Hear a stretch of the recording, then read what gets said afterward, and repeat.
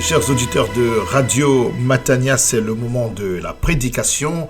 Et celle que j'introduis est une prédication du pasteur Claude Missindibazi, qui a pour texte de référence celui de Lévitique chapitre 5, du verset 14 au verset 26.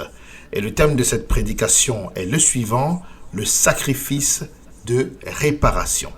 Lévitique chapitre 5, du verset 14 au verset 26, le sacrifice de réparation est une prédication que je vous recommande vivement, une prédication enseignement dans la série des prédications de révélation sur le livre de Lévitique.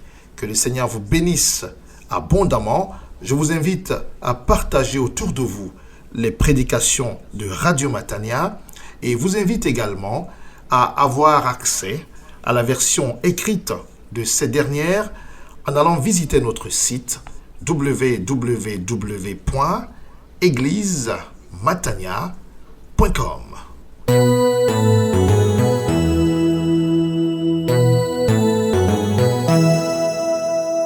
Ouvrons nos Bibles, la louange et l'adoration continuent. Levons-nous dans la présence de Dieu à la lecture de sa parole. Lévitique chapitre 5, versets 14 à 26.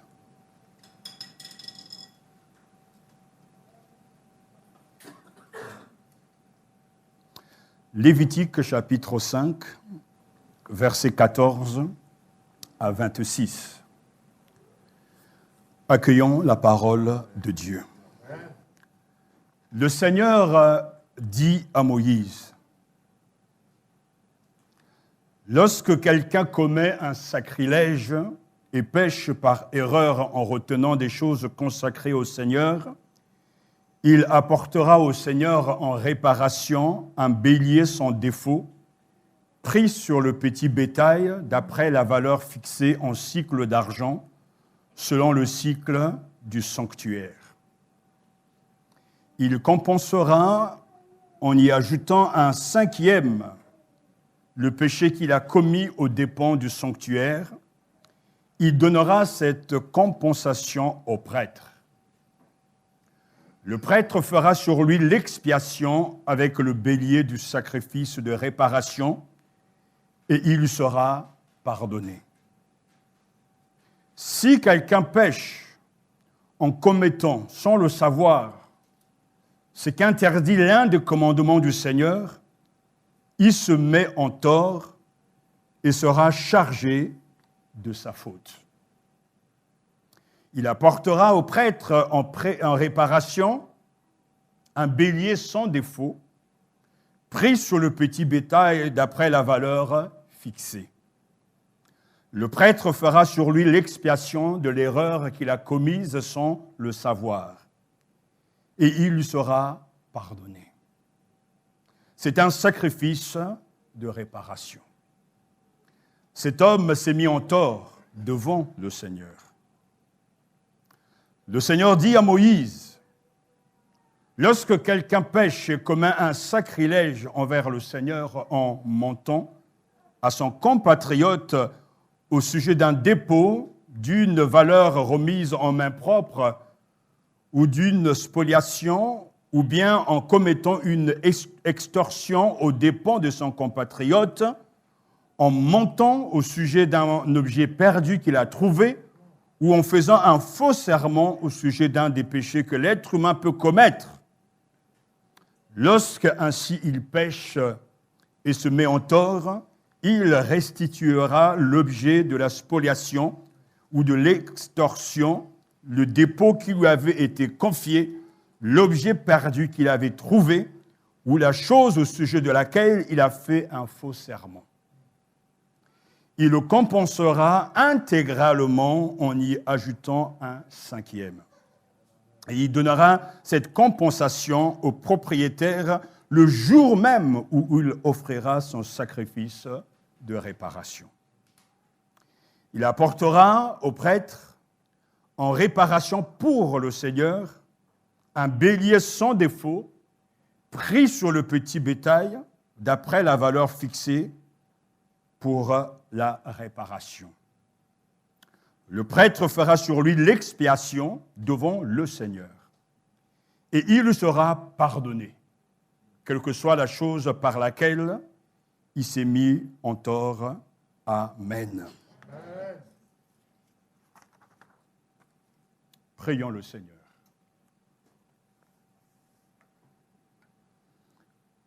Notre Père, notre Dieu, soit béni, soit loué et soit adoré de ce que nous sommes à table avec toi. Et c'est un privilège de nous nourrir de cette parole. Cette parole qui vient de toi, qui est sortie de toi, de ta propre bouche, communiquée aux prophètes et aux auteurs inspirés, cette parole, c'est ta réalité. Elle a un but. Elle vient pour juger, mais elle vient aussi pour guérir. Nous te remercions parce qu'elle est vivante, efficace, tranchante plus qu'une épée à double tranchant, capable de séparer ce qui est inséparable, de juger nos pensées les plus intimes, de éclairer nos ténèbres cachées et de nous révéler le Christ. Donne à chacun la grâce de l'écouter, de la recevoir et de serrer cette parole dans son cœur afin de ne pas pécher contre toi. Père, sanctifie ton serviteur. Accorde-moi la grâce de bien parler de toi, de te célébrer, de te louer dans cette prédication.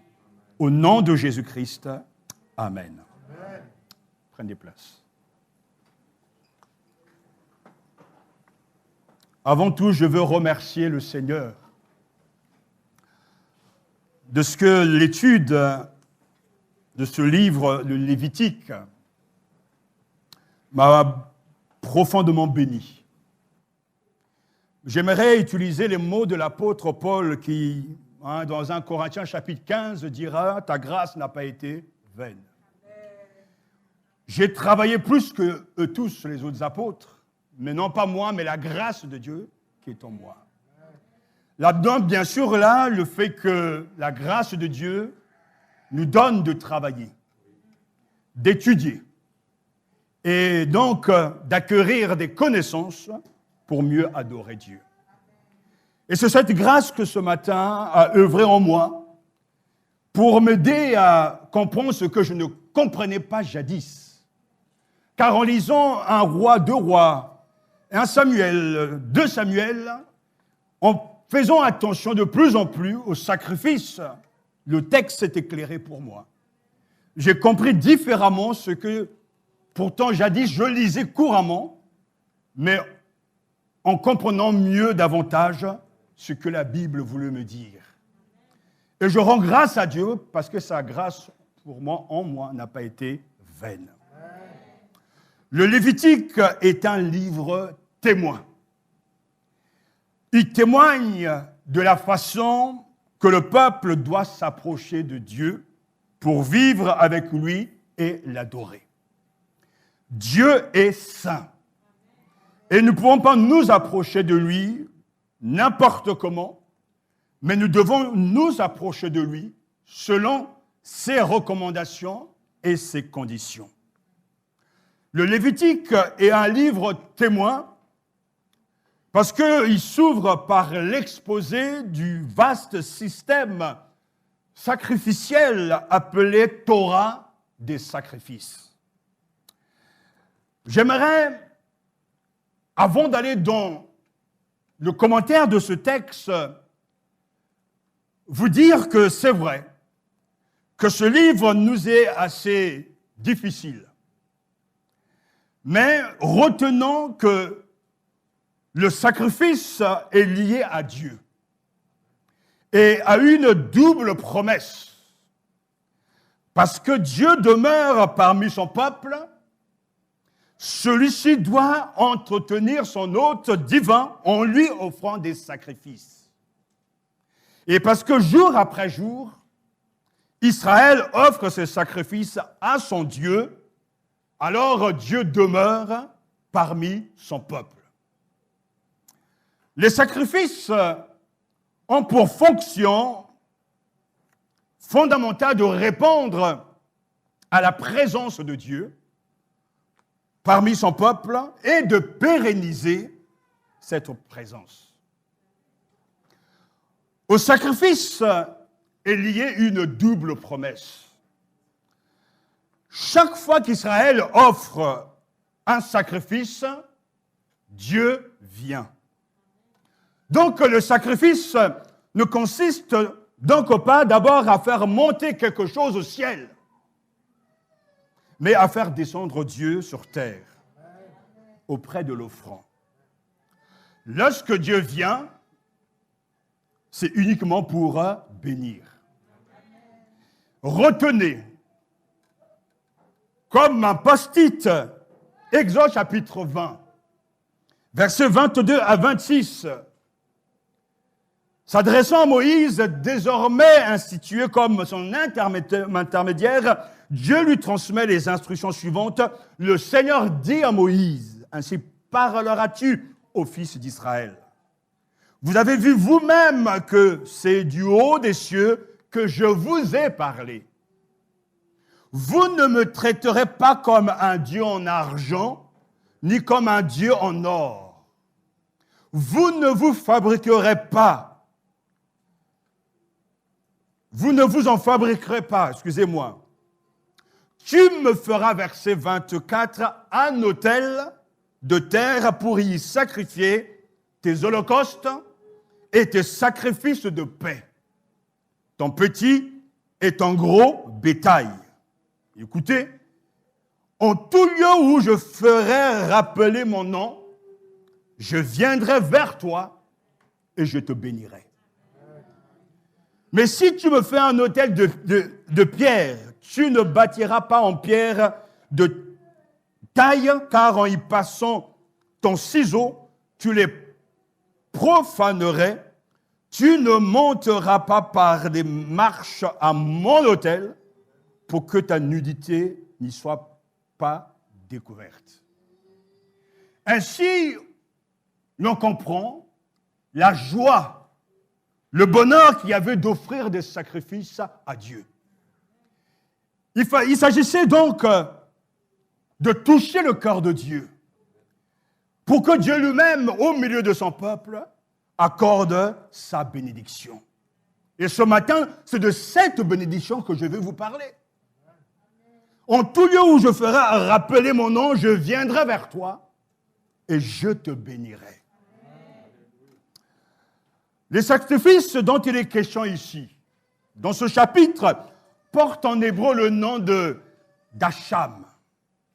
Ce mot signifie dette, culpabilité, faute, mais aussi souvent sacrifice offert pour la culpabilité. Il s'agit donc cette fois de réparer les délits, les infidélités, les fraudes,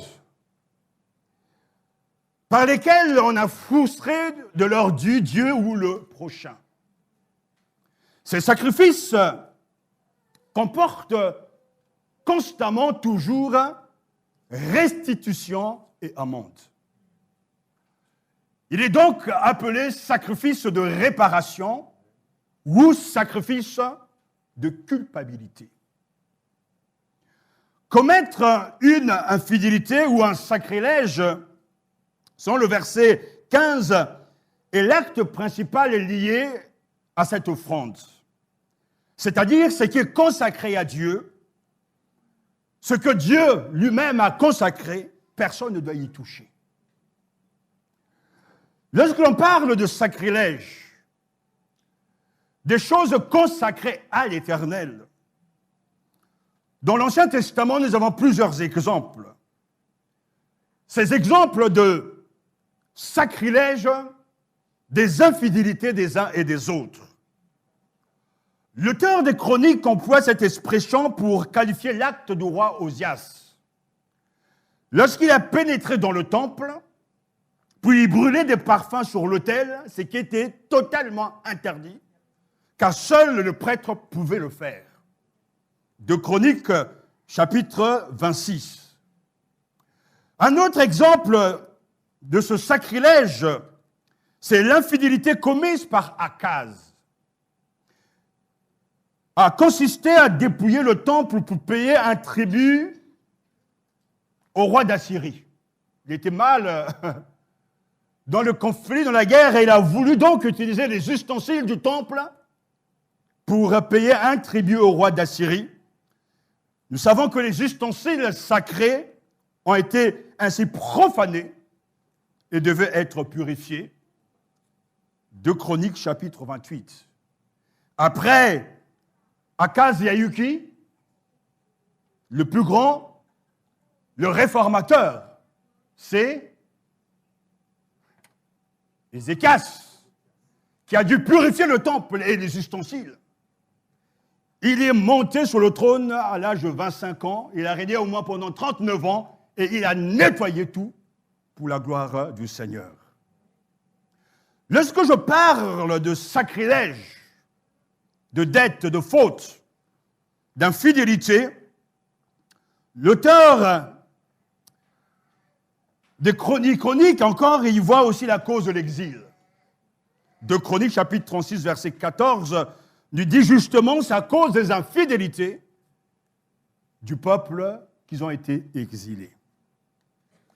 Et nous trouvons un autre exemple dans les livres d'Esdras et Néhémie, pour qualifier le mariage avec une femme non israélite.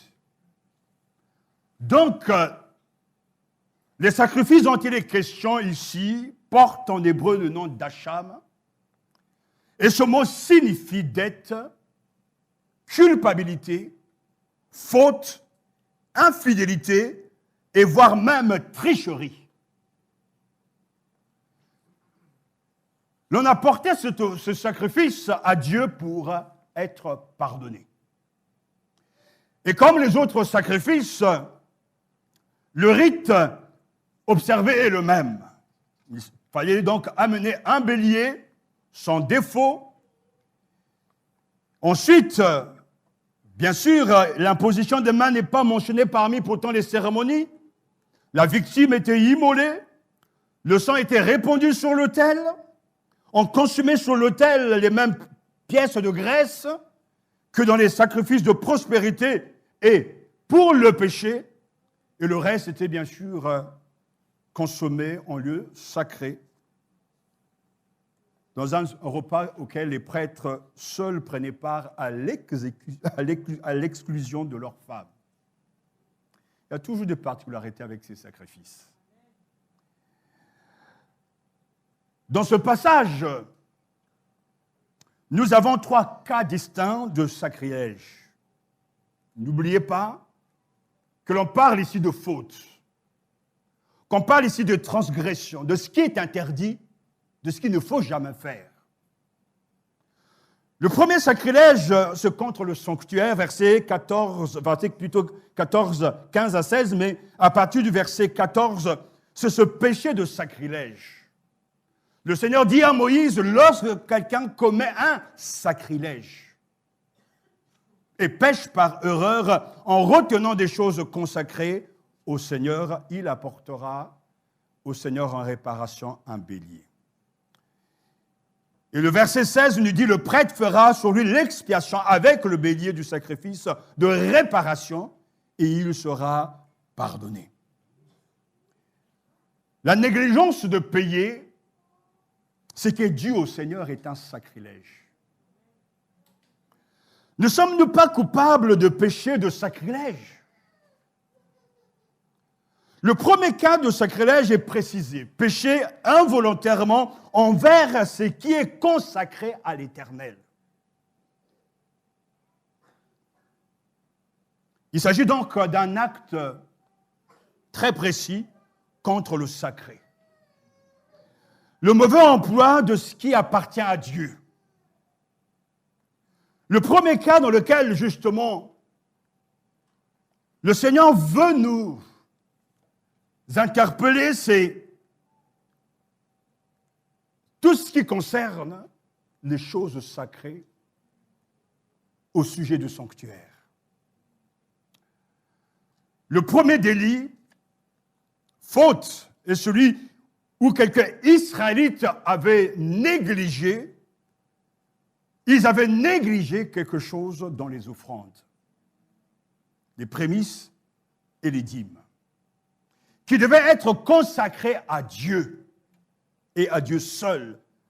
Ils pêchent par erreur en retenant, vous entendez, des choses consacrées au Seigneur. On retient. On ne veut pas donner, mais on retient. On pourra dire que toute la Bible nous parle de ce qui est consacré à Dieu. Nos corps, notre temps, notre argent, je dis notre, mais tout ça, ça appartient à Dieu. L'Église appartient à Dieu. Et on ne peut pas tout faire dans l'Église.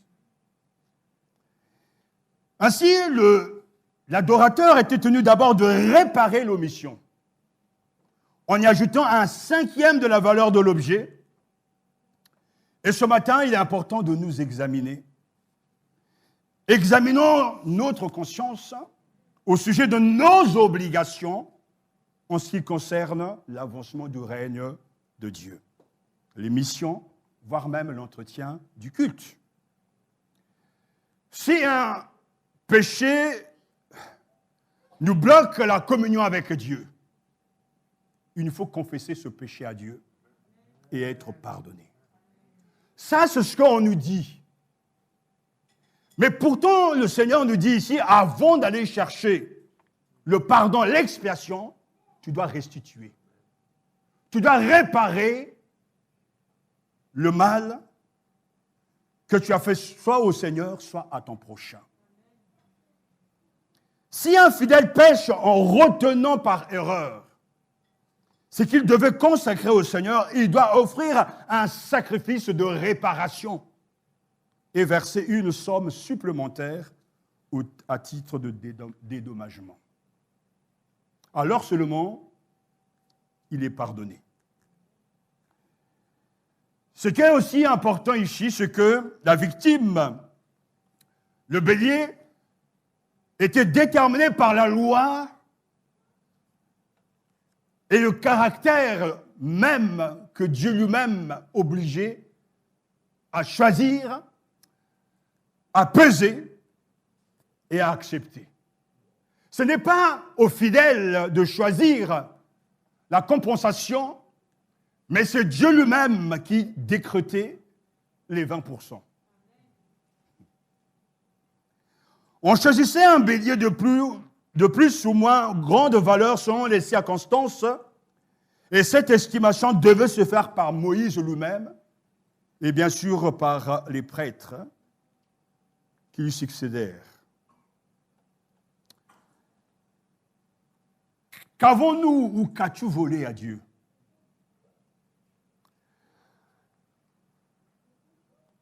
Ce délit, cette faute, cette dette. Dieu avait donné des recommandations pour entretenir sa maison. D'ailleurs, ce qui est étonnant, pour construire le temple de Dieu, le tabernacle, Dieu avait demandé à son peuple de ramener des bijoux, des choses précieuses, de l'or, etc. Parce que tout lui appartient. Et que rien ne nous appartient. Et que celui qui ne le faisait pas n'était pas heureux, bien sûr. Car je crois que lorsque l'on donne à Dieu pour la cause de Dieu, on est heureux. Mais il y a aussi au milieu du peuple de Dieu des gens qui retiennent et qui pêchent non plus involontairement, mais tout en étant conscients de retenir, de garder ce qui est consacré à Dieu. Et ici, il est bien question des prémices et des dîmes. Combien n'avons-nous pas de voleurs dans nos assemblées? On peut se permettre de sauter une dîme. On peut se permettre de ne pas donner la totalité de sa dîme. Et ce qui est intéressant, je lisais un article, un théologien me faisait réfléchir en disant, mais Jésus a beaucoup parlé d'argent dans le Nouveau Testament. Et c'est vrai, en voyant les textes, il n'a pas cessé de parler dessus parce que l'argent est un Dieu. Mais l'argent aussi montre la profondeur de notre relation à Dieu. Car lui-même est un Dieu à maman. Ce sacrilège, c'est de retenir. Pour aller dans le concret, la vie est dure. On nous parle du pouvoir d'achat, des difficultés, ça et là. Et tout le monde est concerné. Les choses coûtent de plus en plus cher. Mais la dîme est une obligation divine. Il faut que ça soit clair.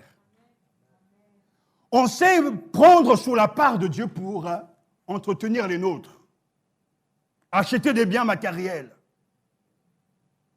acheter des choses pour nos proches. Mais qui nous donne ce droit-là? Ce qui est sacré doit rester sacré. On a peur de notre bailleur. On a peur des impôts lorsqu'on a du retard. Et on est prêt à faire des prêts pour rembourser l'État. Mais combien de chrétiens, lorsqu'ils volent Dieu, en ne donnant pas les dîmes, mettent 20% de plus par rapport à leur retard? Pour nous, et c'est là où je dis qu'il y a un problème, Dieu est tellement devenu notre copain qu'on n'arrive plus à le respecter.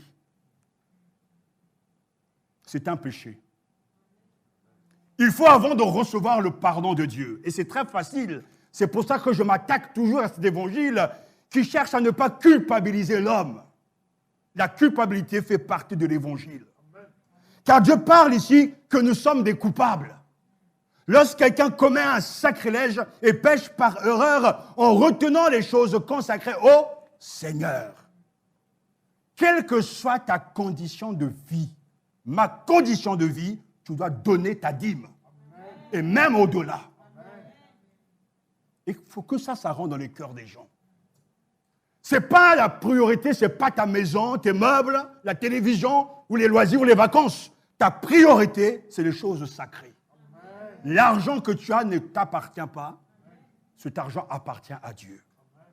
Et si tu es en retard de paiement de cette dette à l'égard de Dieu, tu dois restituer, tu dois réparer et tu dois même ajouter 20% avant de demander pardon à Dieu.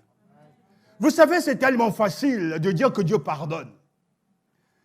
Et il arrive qu'on oublie et qu'à un moment donné, nos vies chrétiennes n'avancent plus. Parce qu'on est endetté vis-à-vis du Créateur.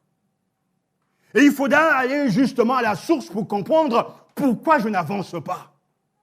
Pourquoi j'ai des problèmes? C'est parce qu'on a péché. Quelqu'un commet un sacrilège. La Bible nous montre ici que la réparation débute au moment où il y a d'abord compensation, il y a d'abord réparation et ensuite il y a le pardon de Dieu. Il donnera cette compensation, nous dit le texte, au prêtre. Le prêtre fera sur lui l'expiation avec le bélier du sacrifice de réparation et il lui sera pardonné. Le deuxième cas, versets 17 à 19. Le deuxième sacrilège soupçonné, si quelqu'un pêche en commettant sans le savoir, ce qu'interdit l'un des commandements du Seigneur, il se met en tort et sera chargé de sa faute. Là encore, il apportera au prêtre en réparation un bélier sans défaut pris sur le petit bétail. D'après la valeur fixée, le prêtre fera sur lui l'expiation de l'erreur qu'il a commise sans le savoir et il sera pardonné. C'est un sacrifice de quoi? De réparation. Ne sommes-nous pas coupables du péché de désobéissance? Acte interdit, acte coupable. Transgresser un commandement de la loi de Dieu, c'est se mettre en tort. La culpabilité n'est pas liée à l'intention, mais bien à l'acte lui-même. Je suis sûr que vous tous qui m'écoutez, vous voulez être bénis. Mais je suis en train de vous dire que la bénédiction selon Dieu ne vient pas parce que vous demandez à Dieu. Mais la bénédiction de Dieu vient sur vous quand vous écoutez et vous suivez les recommandations de Dieu. Tous ici, tous veulent la bénédiction du Seigneur. Mais chacun y met ses conditions, sa manière, etc. Mais la manière de Dieu dans le sacrifice de réparation, c'est de suivre l'ordre que lui-même nous donne. Et je suis convaincu que des âmes seront libérées, non pas en priant, non pas en jeûnant, mais en obéissant simplement et en restituant à Dieu son dû. On voit bien que le tort est réparé au moyen du sacrifice d'un bélier sans défaut.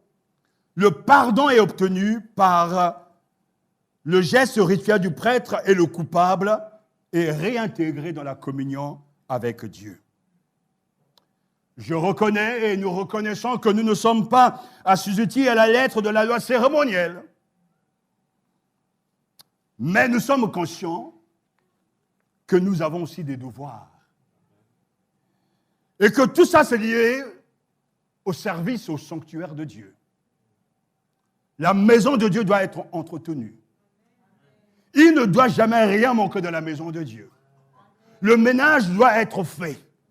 Et les gens doivent être heureux de venir balayer la maison de Dieu. L'électricité doit être payée. Nous devons être conscients de nos devoirs avant d'être conscients de nos privilèges. Quiconque commet une faute grave à l'égard des offrandes du Seigneur, en n'offrant pas ce qu'il doit offrir au Seigneur, devra restituer pleinement ce qu'il a retenu avant de chercher le pardon du Seigneur par le fond de réparation. Réfléchissons ce matin, parce que je sais que Dieu parle à quelqu'un. Troisième cas, troisième sacrilège, versets 20 à 26.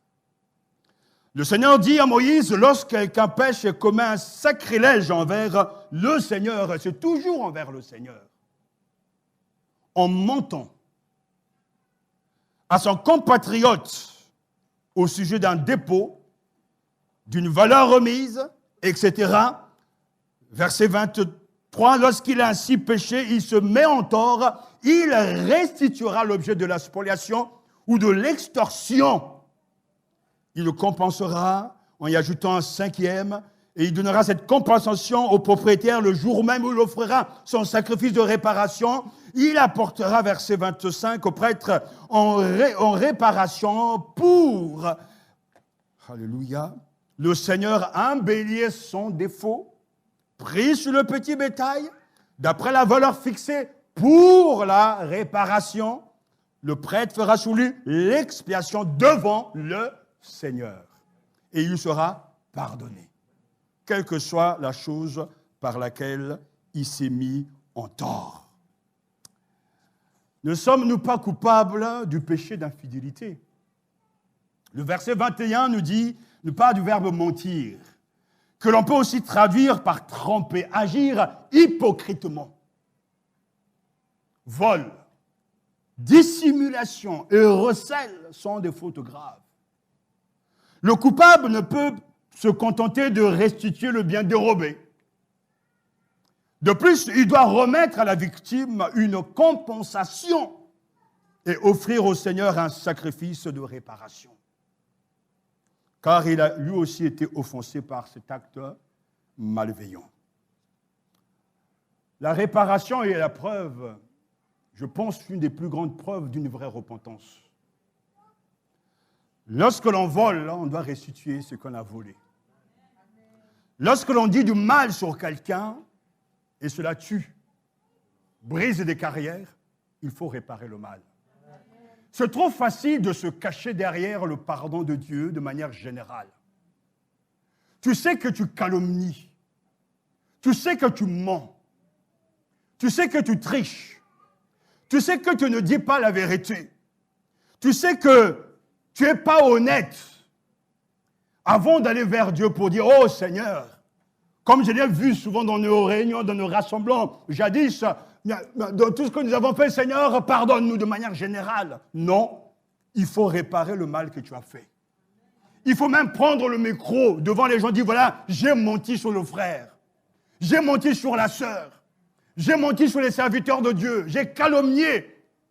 Mais beaucoup ne le feront jamais.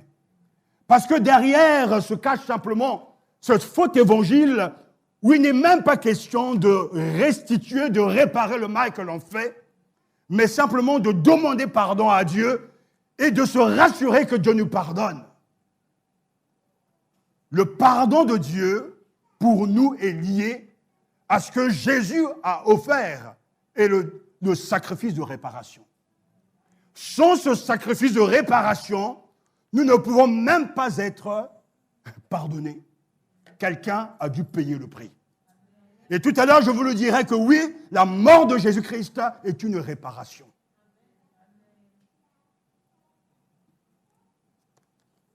Tu as une dette vis-à-vis de ton frère. Restitue. Tu as même fait des vœux que tu ne respectes pas. Va réparer. Tu as calomnié une famille. Va réparer avant de te présenter devant Dieu et lui demander pardon. J'ai fait ce qui est mal à tes yeux, Seigneur. Et à chaque fois, il est question pour que personne ne se cache ou ne fuit. Il est question de devant le Seigneur. Il a péché contre le Seigneur. Parce que ce Dieu qui cible nos vies, celui qui nous dit que le mensonge est un péché, celui qui nous dit que le vol est un péché, celui qui nous dit que retenir ses dîmes et ses offrandes, ce sont des péchés. Ne pas venir à la maison de Dieu le dimanche, aller jouer au football ou à tel sport dans les loisirs, c'est un péché. Tu dois respecter le jour du Seigneur. C'est écrit dans la Bible.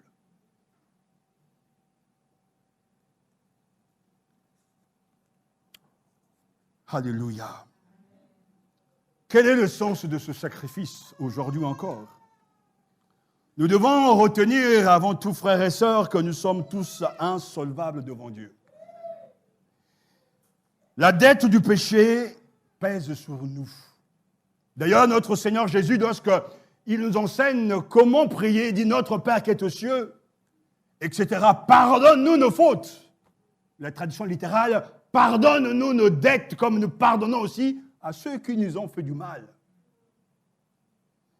Le trait distinctif du sacrifice de culpabilité était la compensation en argent et l'amende payée à celui qui avait été lésé, que ce soit un homme ou Dieu. C'est ce qui se passe aujourd'hui même avec les pouvoirs publics.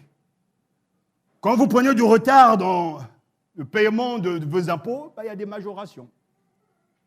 Quand vous ne payez pas une amende, il y a des majorations, etc. Dieu lui aussi nous a doté de lois pour que nous ne puissions pas faire ce que nous voulons. Le bélier du sacrifice d'expiation ne faisait pas partie de la compensation, mais servait à expier le péché devant Dieu.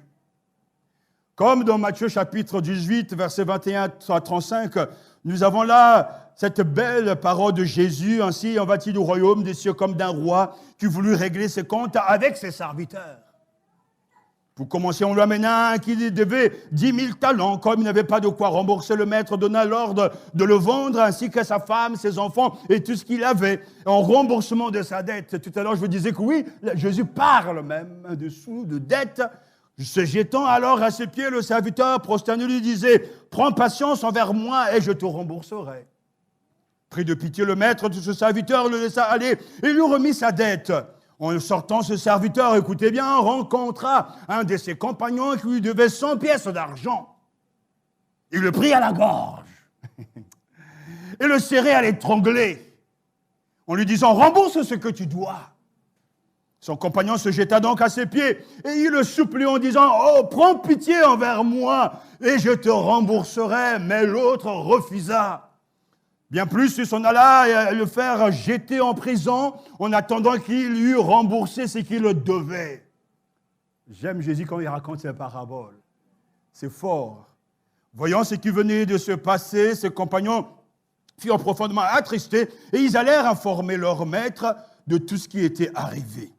Alors, le faisant venir, son maître lui dit « Mauvais serviteur, je t'avais remis toute cette dette parce que tu m'en avais supplié. Ne devais-tu pas toi aussi avoir pitié de ton compagnon, comme moi-même j'avais eu pitié de toi ?» Et dans sa colère, son maître le livra au tortionnaire en attendant qu'il lui remboursait tout ce qui lui devait. Et Jésus termine avec ce principe. C'est ainsi que mon Père céleste vous traitera, si chacun de vous ne pardonne pas son frère du fond de son cœur. Comme je l'ai dit, l'homme est toujours insolvable devant Dieu. Et nous avons des dettes à l'égard de nos proches. Il faut rembourser. Peut-être qu'il faut décrocher le téléphone pour appeler quelqu'un à qui vous avez fait du mal et demander pardon. Ne pensez pas, nous ne devons jamais penser que c'est tellement facile de pécher et de s'en sortir et que Dieu va pardonner. Il faut restituer. Il faut réparer le mal. Et le mal souvent passe par un simple « pardonne-moi ». J'ai connu des moments difficiles, mais j'ai su au moment où difficile demander pardon de manière publique. Ce que certains n'ont jamais su ou voulu entendre. Car lorsque cela se fait devant Dieu, Dieu pardonne et te donne la possibilité d'aller vers lui pour lui demander pardon et lui te pardonne. Même si dans la tête des gens, c'est jamais fini, mais aux yeux de Dieu, le mal est réparé. Ce que je suis en train de vous dire, c'est qu'il y a un schéma pour recevoir le pardon de Dieu. Il y a le fait de se sentir coupable. Il y a celui qui n'est pas conscient qu'il est en train de pécher, mais quand il le sait, alors il est conscient qu'il y a un péché. Il doit aller d'abord réparer le mal, parce que le péché touche Dieu, mais touche aussi mon prochain. Et en réparant, il a la grâce d'aller vers le Seigneur pour lui demander son pardon et il lui pardonnera. La Bible nous dit, même par rapport à nos frères, ne devez rien à personne, si ce n'est de vous aimer les uns les autres, car celui qui aime les autres a accompli la loi. Romains chapitre 13, verset 8. Ce que je viens de vous dire, cela doit être vécu par tout un chacun. Parce qu'il y a des péchés d'ordre privé, ça reste dans le privé. Il y a des péchés qui sortent du privé pour devenir des péchés publics. La calomnie n'est jamais un péché privé. Les commérages ne sont jamais dans le secret. Ce sont des choses qui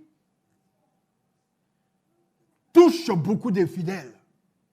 Quand dans l'église, il y a des partis pris, il y a des commérages, il y a des divisions, ça touche un noyau de personnes. Et ça contamine ces gens-là, au point que certains viennent dans les églises, et je l'ai vu à maintes reprises, pensant savoir, pensant connaître la vérité, alors qu'ils sont dans la prison du mensonge. D'où l'importance d'aller confesser son péché. Laisse là ton offrande et va voir d'abord ton frère et réconcilie-toi. Mais je vous accorde qu'il y a des gens qui sont irréconciliables. Vous aurez beau vous démêler pour rétablir la paix, mais ils n'en veulent pas. Tant qu'eux ne se sont pas vengés, ils ne céderont rien. Mais Dieu nous fait grâce. Et Jésus nous montre avec cette parabole de pardonner à ton frère, d'être prêt à pardonner. Ne donnez jamais votre pardon par procuration. Le pardon, on le donne quand il y a une démarche de repentance.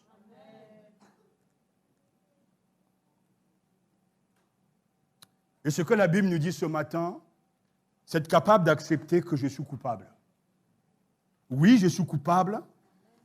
Comme le prophète le dira, depuis le temps de vos pères, vous vous êtes écartés de mes ordonnances, vous ne les avez point observées, revenez à moi et je reviendrai à vous, dit l'Éternel des armées. Et vous dites, en quoi devons-nous revenir? Un homme trompe-t-il Dieu? Car vous me trompez, et vous dites, en quoi t'avons-nous trompé? Et Dieu répond dans les dîmes et les offrandes. Malachie chapitre 3, versets 7 à 8. Restitution et compensation. Alléluia. Que pouvons-nous apprendre de ce sacrifice de réparation pour finir? C'est la bénédiction de la substitution. Christ, notre substitut. La typologie du sacrifice de culpabilité met l'accent sur le fait que la mort de Christ expie les blessures et les dommages causés par le péché. Ésaïe entrevoyait la mort du Christ comme un sacrifice de réparation. Ésaïe chapitre 53, un chapitre magnifique. L'Éternel a voulu le briser par la souffrance. Si tu fais de sa vie un sacrifice de culpabilité, il verra une descendance et vivra longtemps, et la volonté de l'Éternel sera accomplie par son intermédiaire. Après tant de troubles, il verra la lumière et sera satisfait. Par sa connaissance, mon serviteur juste procurera la justice à beaucoup d'hommes, celui qui portera leurs fautes. Ésaïe chapitre 53, versets 10 à 11. D'après Ésaïe, le serviteur de l'Éternel devait être livré en sacrifice de réparation ou de culpabilité. Verset 10, et accomplir ainsi la fonction théologique de ce rite. Ésaïe nous dit, mais c'est pour nos péchés qu'il a été percé. C'est pour nos fautes qu'il a été brisé. Le châtiment qui nous donne la paix est retombé sur lui. Et c'est par ses blessures que nous sommes guéris. Nous étions tous seront pareils à des brebis, chacun de nous aller par son propre chemin. L'Éternel a fait retomber sur lui les fautes de nous tous. Alléluia. Et c'est par ces meurtrissures que nous sommes guéris. Ce qu'il y a de particulier avec ce sacrifice de réparation, c'est justement le fait de réparer. La réparation est la spécificité de ce sacrifice. Ésaïe lui-même le dit, le Seigneur a fait de sa vie un sacrifice de réparation ou de culpabilité. Alléluia. Si nous péchons envers Dieu, en lui volant de l'argent, comme quelqu'un l'a dit, du temps ou des talents que nous utilisions ailleurs, mais que nous devrions utiliser pour lui, est-ce que notre conscience ne devrait pas être alertée? Ne devrions-nous pas lui restituer ce que nous lui devons? Car notre salut dépend de la mort d'un innocent. Rappelez-vous, frères et sœurs, chaque fois qu'Israël offre un sacrifice, Dieu vient. Lorsque Dieu vient, c'est pour bénir. Que Dieu soit béni ce matin. Je loue mon Seigneur, car la mort de Christ est une réparation et une bénédiction. Dieu est saint et il ne peut supporter le péché. Mais la mort de Jésus-Christ est une réparation, car elle satisfait à la justice de Dieu. Nul ne peut, en dehors de la substitution, disculper le coupable. Ce n'est que par la mort de Christ que Dieu peut être juste, tout en justifiant le pécheur. Romains chapitre 3, alléluia. Dans tout ce que Dieu fait, sa justice doit être maintenue. La mort de Christ satisfait pleinement aux justes exigences de Dieu. Le sang de Jésus nous purifie de tout péché. Aucune autre condamnation ne peut être à juste titre exigée pour cette offense, car Christ a versé son sang. C'est ce que l'on appelle la perfection de la réparation de Christ. La mort de Jésus-Christ, alléluia, est une réparation, une bénédiction. Elle satisfait à la loi de Dieu. Vous et moi, on ne peut pas suivre, respecter les recommandations du Seigneur. Et la Bible dit que le pécheur ne pouvait pas satisfaire aux exigences de la loi divine, mais Christ, en tant que notre représentant, et substitue l'a fait. Dieu a donc pourvu à une réparation pour nous par l'obéissance active et passive de Christ. Romains chapitre 8. Et Paul parle d'Israël en disant, ne connaissant pas la justice de Dieu et cherchant à établir leur propre justice, ils ne se sont pas soumis à la justice de Dieu, car Christ est la fin de la loi pour la justification de tous ceux qui croient. Romains chapitre 10.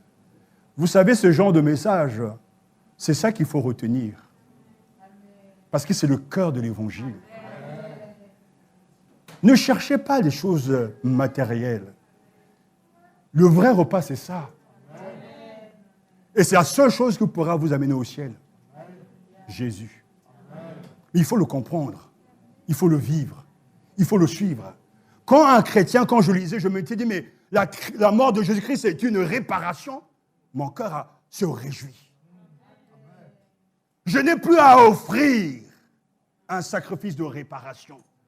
Parce que dans ce sacrifice, il y a un message très important. Avant même que je me tourne vers lui, la parole du Christ sur la croix se fait entendre. Père, pardonne-leur, parce qu'ils ne savent pas ce qu'ils font. Mais ça veut dire que même là, dans mon ignorance, Christ avait tout pourvu. Christ avait tout fait pour que je sois sauvé. Et je bénis le Seigneur ce matin. Je me réjouis de ce qu'il a réparé, ce qui était irréparable. S'il est le sacrifice de réparation, même pour les ignorants. Et c'est pour cela que, ici, il est question de l'expiation personnelle pour un péché personnel. Lorsque quelqu'un péchera et commettra une infidélité envers l'Éternel, il présentera au sacrificateur un sacrifice de culpabilité à l'Éternel pour son péché un bélier. Et le sacrificateur, Jésus-Christ, fera pour lui l'expiation devant qui? L'Éternel. Et il lui sera pardonné, quelle que soit la faute dont il se sera rendu coupable. Vous entendez? Quelle que soit la faute. Alors ne triez pas, n'ayez pas eu une hiérarchie des péchés. Il a commis l'adultère. Aïe! C'est le péché suprême. Mais ta sale bouche, ça, c'est pas un péché suprême? Il a volé l'argent. Aïe! Mais lui, il est irrécupérable. Mais ton œil mauvais, là, ce mauvais regard, les tip-tips,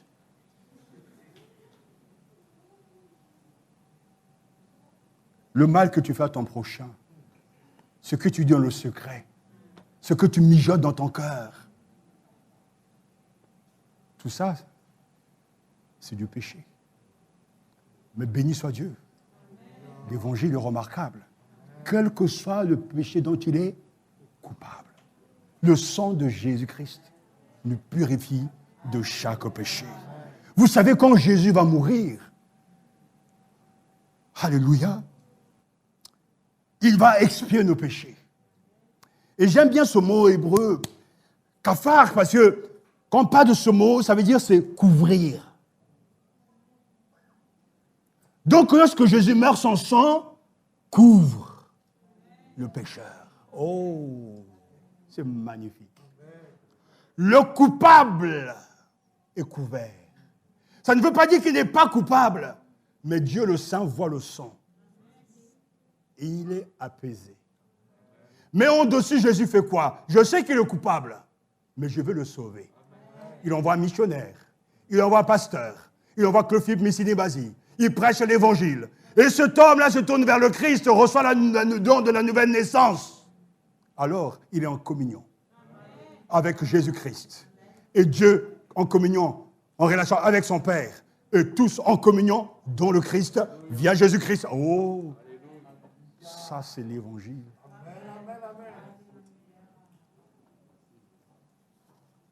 C'est pour ça que même, alléluia, car tu as jeté mes péchés loin de toi, Derrière toi, j'ai péché contre toi, j'ai fait ce qui est mal à tes yeux. Frères et sœurs, il y a une bonne nouvelle ici. Le sacrifice de réparation, le Christ pour le pécheur ignorant, au point même que dans le Nouveau Testament, on le voit bien, quand Pierre s'adresse au peuple, il dit, mais tant, frères, je sais que vous avez agi par ignorance, ainsi que vos chefs. On le sait. Même l'apôtre Paul lui-même le dit, moi qui étais auparavant un blasphémateur, un persécuteur, un homme violent, mais j'ai obtenu miséricorde. Parce que j'agissais par ignorance, dans l'incrédulité. Et la grâce de notre Seigneur a surabondé avec la foi et l'amour qui est en Jésus-Christ. 1 Timothée chapitre 1, versets 13 à 14. Je suis ce que je suis par la grâce de Dieu. Mais oui, j'agissais par ignorance. Au point comme notre souverain sacrificateur, nous dit Hébreu, on ne fait tout souverain sacrificateur pris du milieu des hommes et établi pour les hommes dans le service de Dieu afin de présenter des offrandes et des sacrifices pour les péchés. Il peut avoir de la compréhension pour les ignorants et les égarés, puisque la faiblesse est aussi son partage. Et c'est à cause de cette faiblesse qu'il doit offrir des sacrifices pour ses propres péchés comme pour ceux du peuple. Mais tel n'est pas le cas de notre Seigneur. Ce matin, je vous mets en garde parce que vous n'êtes pas ignorants. Vous savez. Dans nos voyages, dans les enseignements que l'on donne aux autres, on se rend compte qu'il y a des gens très sincères, mais qui sont dans l'ignorance. Et je crois que Dieu leur fait grâce. Dieu les pardonne. Je disais à un pasteur qui utilisait mal le sang de Jésus, et il me répondait, pasteur, mais ça marche quand je le fais. Je mets le sang de Jésus là, sur les voitures, le sang de Jésus ici, sur les portes, et il me dit, mais pasteur, ça marche. Et moi, je lui ai répondu, dorénavant, ça ne marchera pas. Parce que ce n'est pas de cette manière qu'il faut utiliser le sang de Jésus. Avant, tu étais dans l'ignorance, et cette foi naïve, Dieu la respecte. Mais la maturité consiste à comprendre, à appliquer et à vivre. Vous savez. Nous savons. Dans cette église, on a des privilèges. Dans cette église, on entend. Dans cette église, la Bible est enseignée. Votre destinée est dans vos propres mains. Au dernier jour, je ne serai pas du tout responsable. Ni mon épouse, ni personne, c'est que toi et toi seul. Alors, la Bible dit, quelle peine bien plus sévère méritera-t-il donc, à votre avis, celui qui aura foulé aux pieds le Fils de Dieu, qui aura jugé sans valeur le sang de l'alliance, grâce auquel il a été déclaré saint, et aurait insulté l'esprit de la grâce. Il faudra lire tout le passage, Hébreux chapitre 10, versets 26 à 31. Mais la bonne nouvelle ce matin, c'est que le Dieu qui donne la grâce peut aussi te donner le don de la repentance. Le don de la repentance. Cela vient de Dieu. Et souviens-toi, frères et sœurs, cette loi du Seigneur nous enseigne pour que, encore que l'homme doit non seulement reconnaître ses fautes, mais aussi, lorsque cela est possible, les réparer ou apporter une compensation. Je pense ce matin à des êtres qui sont partis et à qui on n'a pas dit ce qu'il fallait dire. On n'a pas réparé le mal qu'on leur a fait. Je ne sais pas comment vous pourrez vivre avec cette situation devant Dieu. C'est pour ça que le moment présent est toujours important. Prends ton carnet d'adresses. Prends ce listing. Regarde ta conscience, mais sois honnête. Y a-t-il pas quelqu'un à qui tu dois t'adresser pour réparer le mal, restituer ce que tu devais? Vous savez, nous pouvons oublier, mais Dieu n'oublie jamais rien. La particularité de la vie chrétienne, c'est que nous avons un livre. Chacun de nous à un livre. Tout ce que je suis en train de vous dire est écrit dans ce livre, au moment même où je vous parle. Tout ce que nous avons fait tout au long de cette semaine, tout est écrit dans ce livre. Dieu n'est pas amnésique, n'oublie jamais rien. Mais chacun a son livre et il sera jugé par rapport à ce livre. S'il y a 20 ans, même 30 ans, peut-être certains n'étaient pas encore nés, d'autres étaient nés, tu as fait quelque chose de mal, tu as oublié. Mais Dieu, lui, n'a pas oublié. Et comme nous-mêmes me disait, on n'oublie pas. Si on te vole ton enfant, si on tue ton enfant, les autres peuvent oublier, mais pas toi. Dieu n'oublie pas. C'est dans ton cahier. Alors tu peux avoir la force, tu dis oui, alléluia, tu chantes tes cantiques, tu tournes la page. Et tu te dis, si quelqu'un Christ, il est une nouvelle créature. Les choses anciennes sont passées, mais passées à quel moment? Dans ton livre est écrit tes calomnies, tes mensonges, tes fidélités et tes infidélités. La seule manière d'enlever cette page noire, c'est d'abord restituer. Zaché, quand il s'est converti, a d'abord commencé par restituer. Et à faire même au-delà. Alors que Jésus dira simplement, voici un juif en qui il n'y a point de péché. Mais c'était un puissant pécheur. Mais il a remis de l'ordre. Il est parti redonner. Si tu as été dans une entreprise où tu as volé de l'argent, avant de venir prier, va restituer. Je me rappelle de ce homme d'affaires aux États-Unis qui était un homme d'affaires vraiment influent et qui, à un moment donné, a donné sa vie au Seigneur Jésus-Christ. Et il avançait avec le Seigneur et puis au bout d'un moment, il n'avançait plus. Il a commencé à chercher la face de Dieu. Et Dieu lui a parlé de restituer ce qu'il a volé. Quand on est un homme d'affaires, on n'a pas de scrupules. Hein. On fait tout pour gagner. Et il a décidé d'écrire plusieurs lettres à ses collègues, à ses chefs, pour leur demander pardon. Certains, quand ils ont reçu quand ils ont reçu le courrier, ils étaient complètement estomaqués. Certains l'ont pardonné, mais certains ont dit, mais c'est magnifique ce que tu fais. En fait, personne ne l'a poursuivi. Mais sa conscience était libérée. Et il pouvait s'adresser maintenant à Dieu pour être pardonné. On ne peut pas avancer sans remettre de l'ordre. Si je vous offense, je dois vous demander pardon. Si vous m'avez offensé, vous devez me demander pardon. Si c'est en public, ça doit être public. C'est là où les gens sont souvent choqués. Ils disent, oui, mais pourquoi le serviteur de Dieu parle en public? Mais parce que c'est du public. Je sais que cette partie de l'évangile n'est pas très entendue, très respectée, mais pourtant le salut passe par là. N'oublions pas, frères, que les sacrifices de l'Ancien Testament préfiguraient l'œuvre expiatoire de Christ. Alléluia. Nous apprenons que nos péchés sont retombés sur le Christ. Il les a portés et a livré sa vie pour les pécheurs. Et à la croix, le Christ a dit, Père, pardonne-leur, parce qu'ils ne savent pas ce qu'ils font. Seigneur, maintenant, je sais ce que je fais. Alors, allons vers lui. Confessons nos péchés. Et tout péché commis, non offensé, affecte notre relation avec Dieu et notre prochain. Nous devons nous mettre en règle par une réparation du tort commis et par l'invocation du sacrifice du Christ pour obtenir de Dieu le pardon de notre péché. Que Dieu bénisse sa parole. Courbons nos fronts devant le Seigneur.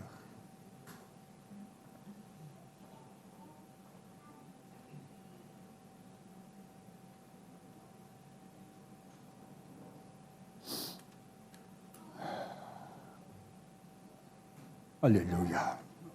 Tout commence avec cette loi, par reconnaître ses fautes. Tout commence par cette vérité. C'est Dieu qui nous dit que nous sommes coupables, pas un homme. Et ensuite, cette loi nous enseigne,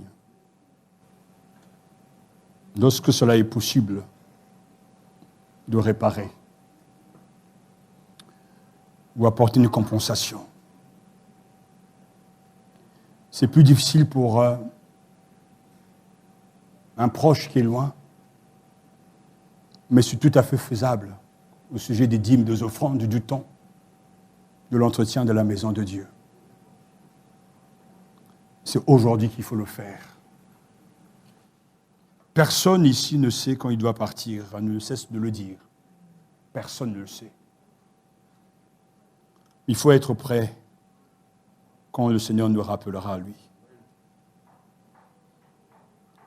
Considérons ce matin, réfléchissons sur ces sacrilèges. Sacrilège par rapport aux choses consacrées. Sacrilège par rapport à ce que Dieu interdit, mais que nous continuons toujours de faire. Sacrilège envers le Seigneur en montant à son compatriote. Seigneur, je veux réparer le mal. Je veux revenir à toi. Je veux restituer. Je veux reverser avec un 20% en plus les dîmes, les offrandes. Je veux rattraper le retard dans les dons. Je veux m'investir dans l'Église, aider à l'entretien de la salle, participer d'une manière ou d'une autre à la mission, à l'évangélisation des Français. Seigneur, je veux être prompte à te servir. Je sais que tu prends plaisir à ces choses. Et garde-moi de pécher contre toi, de persister dans le mensonge, dans la rébellion, de m'endurcir davantage et de ne jamais dire la vérité à mon prochain. Garde-moi d'être hypocrite. Garde-moi de chercher à être aimé de mon mari, de mon épouse, de mes enfants, des membres de ma famille. Donne-moi de t'aimer toi d'abord, de te mettre devant. Donne-moi, Seigneur, d'aimer ta maison, de ne jamais manquer le culte, les réunions que nous t'avons consacrées. Seigneur, donne-moi d'ouvrir ma porte aux autres, à mes frères, à ceux qui ne sont pas mes amis, entre guillemets, mais qui sont mes frères dans la foi. Donne-moi, Seigneur, d'aimer, de penser aux anniversaires des autres, pas seulement de mes proches. Donne-moi, Seigneur, de témoigner de mon amour à l'égard même de mon patron, qui est radin, mais de lui dire combien je prie pour lui et que je veux son salut. Car tu m'as placé là pour y apporter le royaume des cieux. Et tu fais de moi le sel de mon entreprise. Oh Seigneur, donne-moi de vivre pour les autres. Comme toi, tu as vécu et que tu as réparé mes torts. Tu as remboursé ma dette. Tu as été ma rançon à l'égard de Dieu. Et je ne peux que me réjouir de ce que tu as tout pris pour moi. Seigneur, donne-moi de t'aimer ce matin plus que tout. D'être toujours dans la louange. Dans la louange. Parce que je reconnais que je suis un pécheur racheté, sauvé par grâce, et que le prix de mon salut t'a coûté ta propre vie. Seigneur, sois béni, parce que ça, je le comprends. Je comprends que je suis un pécheur, mais je comprends que tu as pris mon péché. Je comprends que tout a été cassé entre Dieu et moi, mais je comprends que tu as réparé ce qui était cassé. Ça, je le comprends. Et je peux te dire merci. Merci, Seigneur. Comme mon frère et ma sœur ici, sont ici, eux aussi, ça, ils peuvent le comprendre.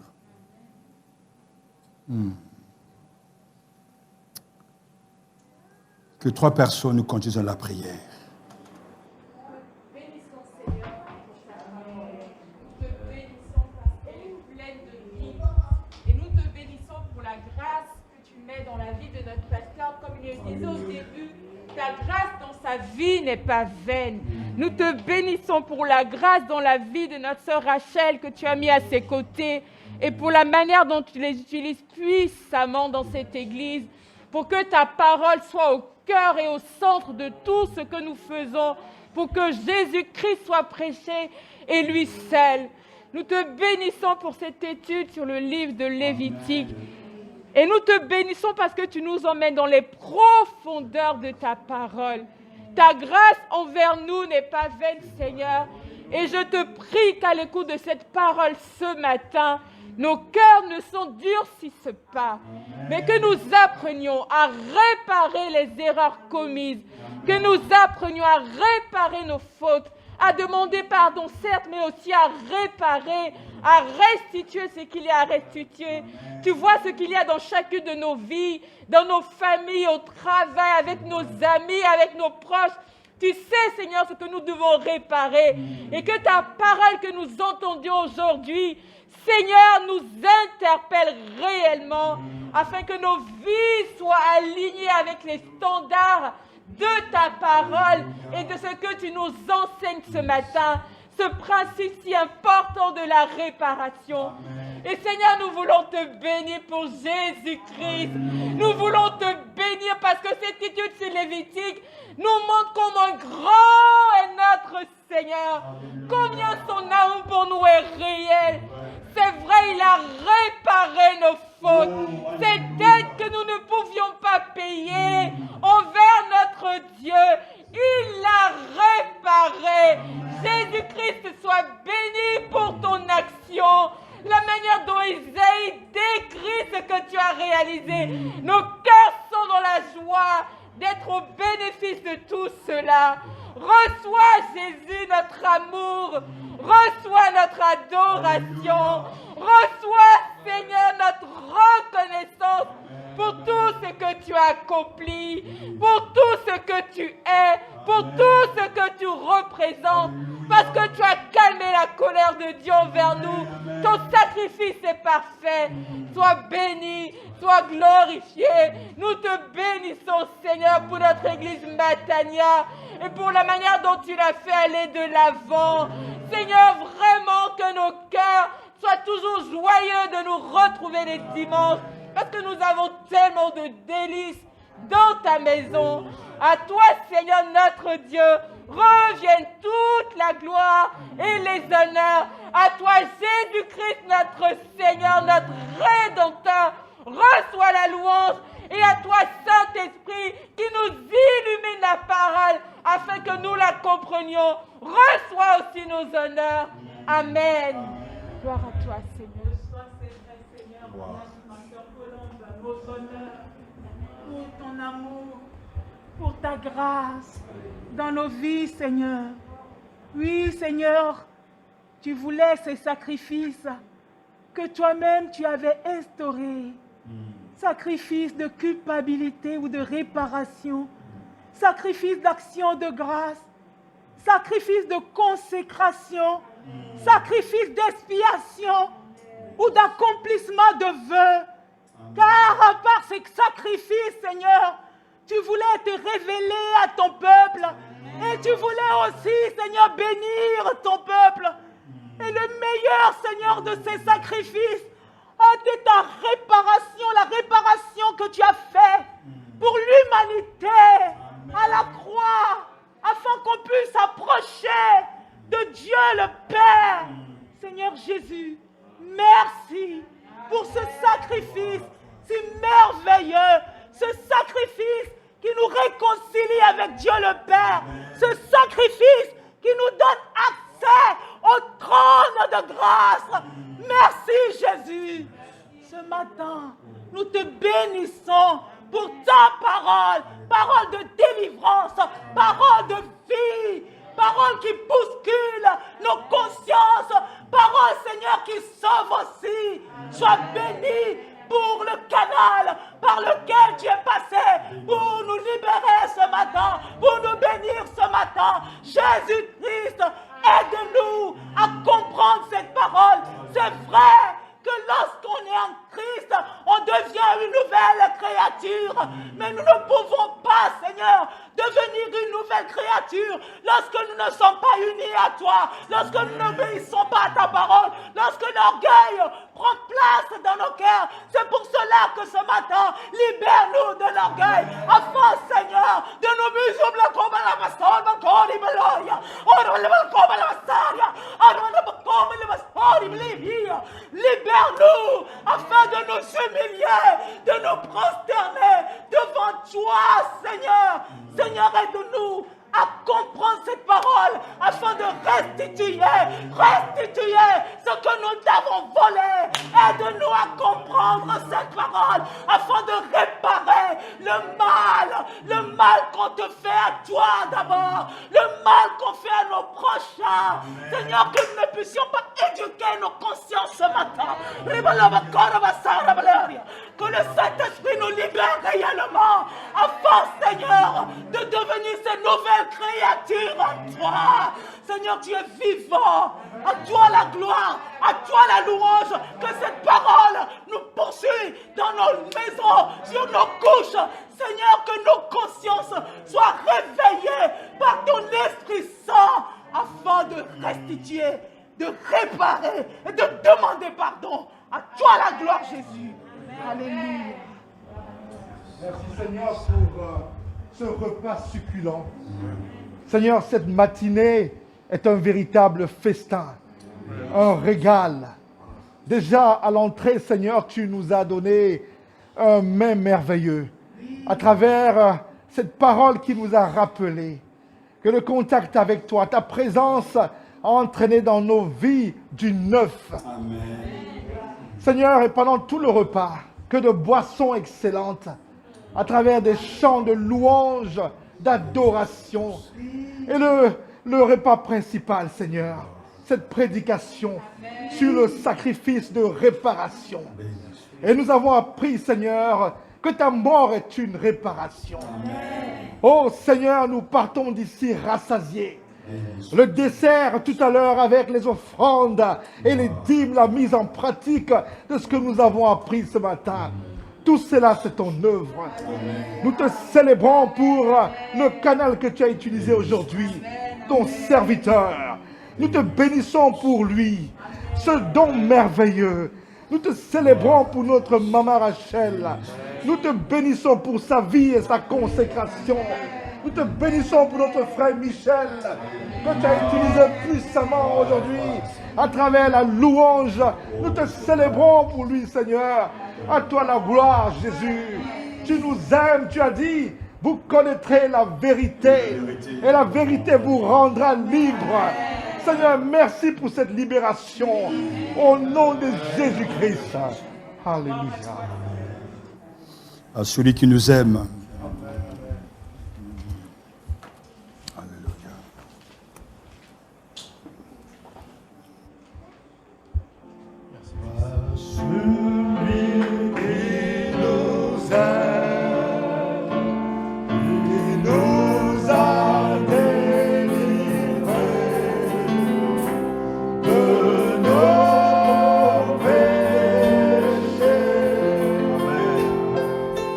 Bye.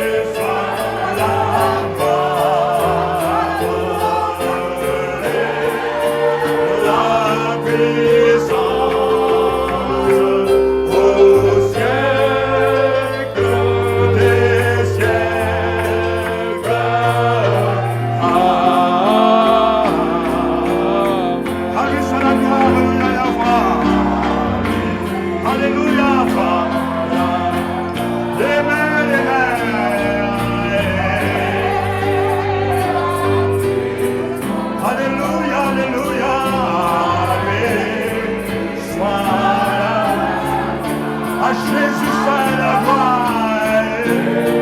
Oui. Alléluia. Au siècle des siècles.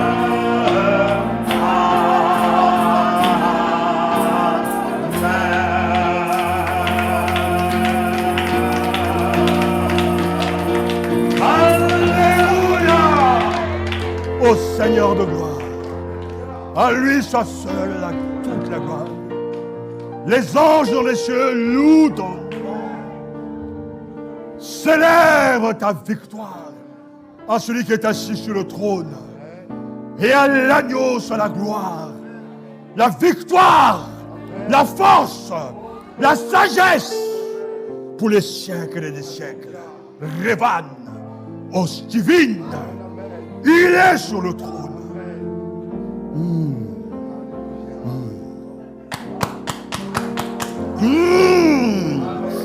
Il est sur le trône. Merci Seigneur. Tu le mérites Jésus. Tu le mérites. Tu le mérites. Tu es formidable. Toi notre rançon. Merveilleux sauveur. Oh, je contemple là. Les cieux ouverts. Et assis sur le trône. Et je chante tes merveilles. Tu m'éblouis par ta présence. Mon bonheur, c'est de te louer, de te chanter, de te servir. Reçois ma vie. Prends mon corps, mon âme et mon esprit. Que reçois tout, de tout, tout.